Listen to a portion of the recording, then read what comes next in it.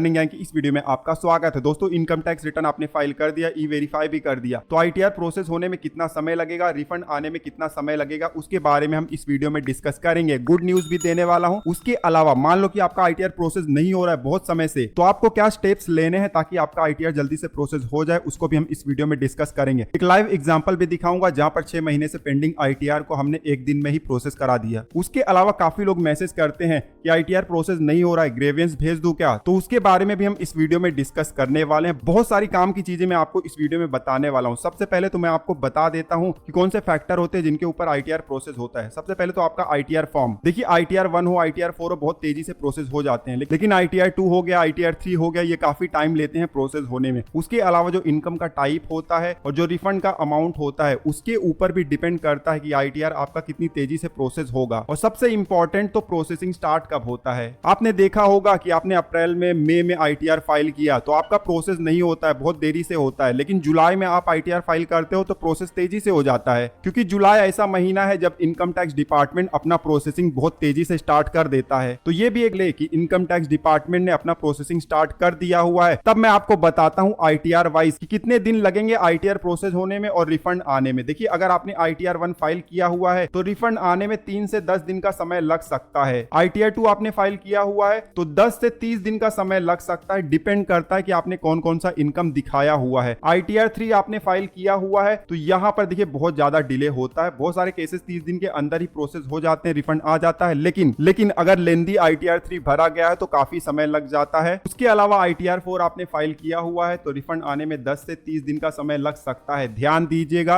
अब ये जो दिन हमने बताया हुआ है ये पिछले साल के एक्सपीरियंस के बेस पर बताया हुआ है और ये एवरेज टाइम पीरियड है। बहुत सारे केसेस ऐसे होते हैं जहां पर इस टाइम पीरियड से पहले भी आईटीआर प्रोसेस हो जाता है और बहुत बार इस टाइम पीरियड के काफी दिन बाद भी प्रोसेस नहीं होता है। अब काफी दिन हो गए आपका आईटीआर प्रोसेस नहीं हो रहा है, तब आपको क्या करना है जल्दी से वो भी हम डिस्कस कर लेते हैं। जब हम आईटीआर फाइल करते हैं तो हमें उसको ई वेरीफाई करना पड़ता है। जब ई वेरीफाई हो जाता है तब आईटीआर प्रोसेस के लिए जाता है और उसके बाद हमें इंटीमेशन आता है 143(1) का। इंटीमेशन आने के बाद रिफंड बैंकर के पास जाता है और बैंकर हमारे बैंक खाते में रिफंड क्रेडिट कर देता है। ये पूरा प्रोसेस है। अब बहुत बार ऐसा होता है कि इस प्रोसेस में ही कहीं ना कहीं चूक हो जाता है, जैसे कि हम गलत आईटीआर फॉर्म चुन लेते हैं, गलत तरीके से इनकम को आईटीआर में भर देते हैं, ई वेरीफाई करना ही भूल जाते हैं, या हमारा जो बैंक अकाउंट होता है वैलिड नहीं होता है, रॉन्ग होता है। इस तरीके की गलतियां हो जाएं तो भी आईटीआर आपका प्रोसेस नहीं होता और प्रोसेस हो भी जाता है तो रिफंड फेल हो जाता है। तो ये सब छोटी चीजें हैं, लेकिन एक बार आपको जरूर चेक कर लेना है कि इस तरीके का गलती नहीं हुआ है। अब मान लो कि आपने इस तरीके का गलती नहीं किया हुआ है तो एक और इंपॉर्टेंट फैक्टर है, बहुत ही इंपॉर्टेंट है। पिछले साल लाखों लोगों का आईटीआर इसकी वजह से प्रोसेस नहीं हुआ। हम बात कर रहे हैं एआईएस की और 26AS की। पिछले साल काफी लोगों का आईटीआर प्रोसेस नहीं हुआ क्योंकि आईटीआर जब फाइल किया गया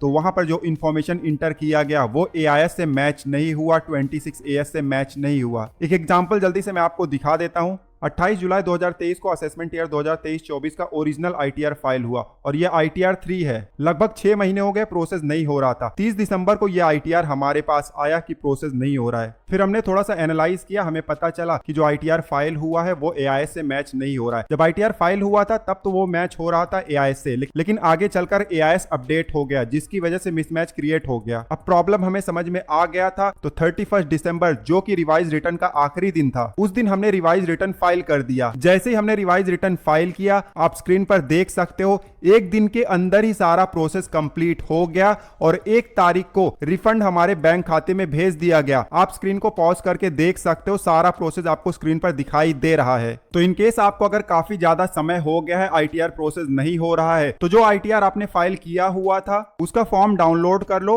और उसको आप एआईएस से मैच करो। एक बार जरूर चेक कर लो कि कहीं कुछ मिस्टेक तो नहीं है। उसके अलावा जो और हमने इंपॉर्टेंट फैक्टर बताए थे उनको भी आप जरूर चेक कर लीजिएगा। ध्यान देना, अलग अलग एसएससी के केस में अलग अलग इशू आता है। बहुत बार हम वेट करते रहते हैं कि आईटीआर प्रोसेस होगा, लेकिन बैकग्राउंड में कुछ तो इशू आ गया होता है और हमें पता भी नहीं चलता। तो वेट करने से अच्छा है कि आप थोड़ा एनालाइज भी करते जाओ और अगर कोई गलती मिल जाता है, मिसमैच मिल जाता है, तो रिटर्न को आप रिवाइज भी कर सकते हो। 31 दिसंबर तक रिवाइज रिटर्न पॉसिबल है। अब दोस्तों हम ये भी मान लेते हैं कि हमने जो ITR भरा हुआ था सारा डिटेल बिल्कुल सही है, फिर भी ITR प्रोसेस नहीं हो रहा है। तो अब काफी लोग पूछते हैं कि ग्रेवियंस भेज दे क्या। यहाँ पर मैं रूल आपको बताना चाहता हूँ, असेसमेंट ईयर जब खत्म होता है तो उसके बाद भी 9 महीने का समय होता है इनकम टैक्स डिपार्टमेंट के पास ITR प्रोसेस करने का। तो ग्रेवियंस आप भेजोगे, आपको सेटिस्फैक्टरी रिप्लाई नहीं मिलेगा या तो रिप्लाई ही नहीं मिलेगा। कस्टमर केयर वाले आपको ITR का स्टेटस बताएंगे, जो कि आप खुद भी देख सकते हो। अब वीडियो को खत्म करने से पहले आपको एक गुड न्यूज भी सुना देता हूँ। बहुत सारे मैसेज हमारे पास आए हैं कि ITR हमारा अब जल्दी से प्रोसेस हो रहा है। कुछ लोगों ने तो कमेंट किया था कि ITR हमने कल ही रात में फाइल किया, आज सुबह रिफंड का मैसेज भी आ गया है। तो जुलाई का